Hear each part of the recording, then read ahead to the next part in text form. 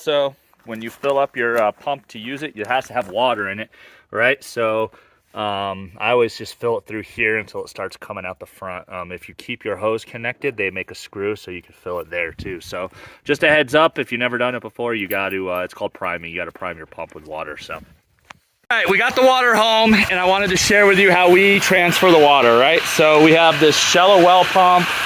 It's called Aqua Strong. You get it from Amazon. It's like 70 bucks.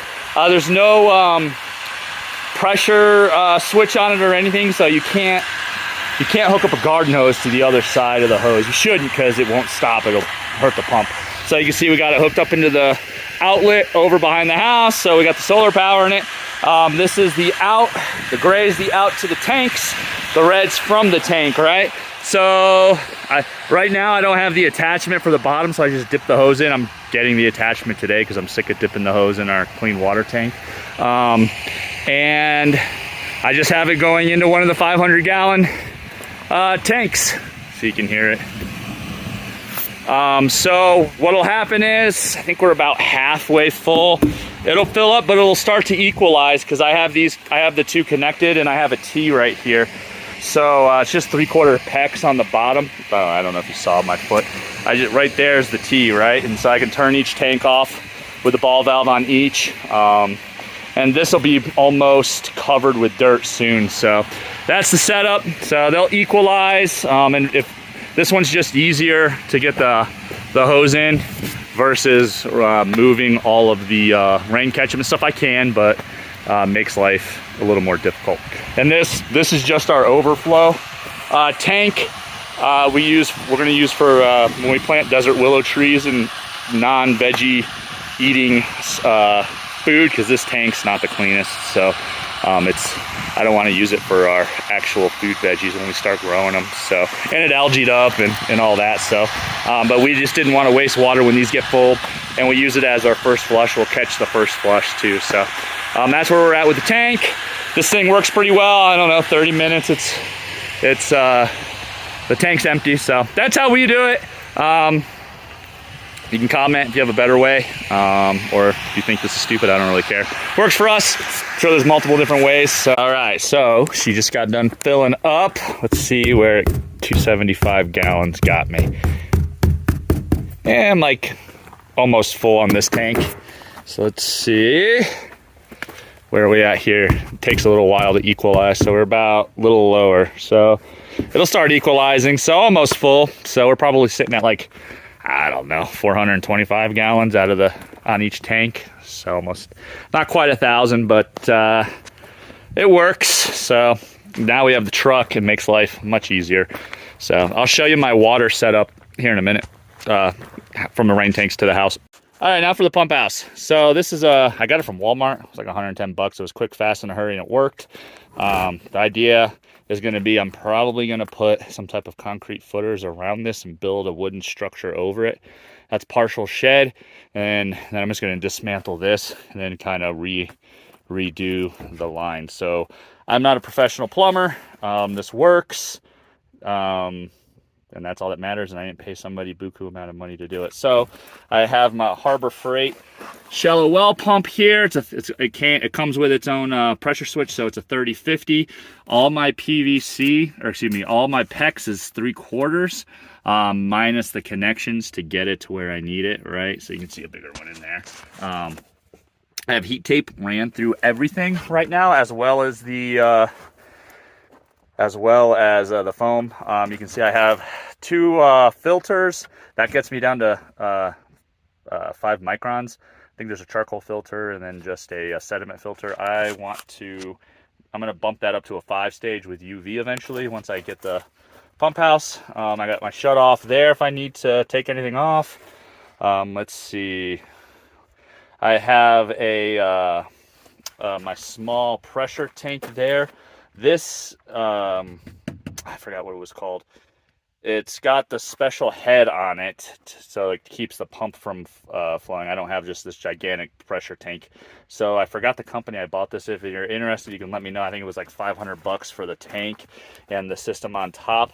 And it makes it to where you don't need a massive pressure tank. So that's why I got it, because I obviously didn't have a ton of space.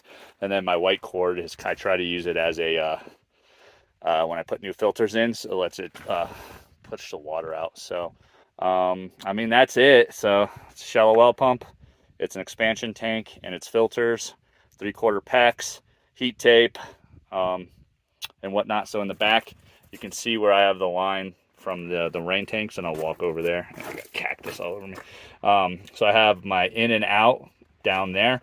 So I PVC'd it. We can come around. This is the hole we filled, right, Hershey? And so here my lines, we're running this way, right, up and under. And so right here is the, I think I showed this in a previous video. You can see kind of the heat tape. I just left it under there. I think it'll be fine. I'm going to put a little mound of dirt over this, except for the shutoffs, to see if we can just insulate it a little more. So that's what I have. All right, so here's an example, 3/4 PEX. You can see, let's see if I can get it to zoom in. And so you got 3/4, you notice it says SharkBite. So I use SharkBites. But first, why do I want to use 3/4 PEX? Well, I've had the line freeze twice on me out here, and it's never popped, right? So this can actually stretch, whereas PVC, copper, I don't think it's as forgiving. So thankfully, it can stretch. Also, with the rain system, I think there's not huge pressure behind the water where it froze. It was kind of just the gravity from the water, so it can push that back too, which also helped. So I use mostly 3/4 PEX with everything. And then if you're not familiar, I use SharkBites. So you can see the SharkBites here. This makes it so easy. Everybody can laugh, and I use the push to connect ones, man. I mean, literally, all you do is you push. Well, all right, let's go back. So you can cut it. So this is PVC. This also cuts your PEX. So you cut it to length, right? This you can get from SharkBite to clean the end. You don't have to with the push to connects, but you can. You'll notice there's you can't really see it in the video, but that's a 3/4 one. You just put this on the end, and it shaves off, and you twist it. It shaves off a nice, even area there. And I'm not going to actually do it because I'm not going to waste a SharkBite. And you can remove them, but I've never done that.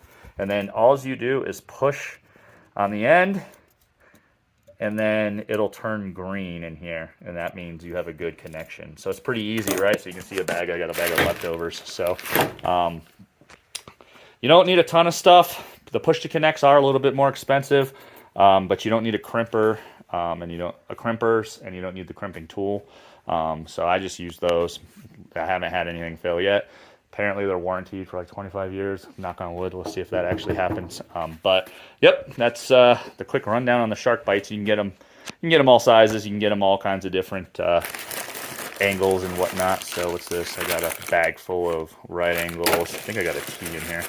I got a T.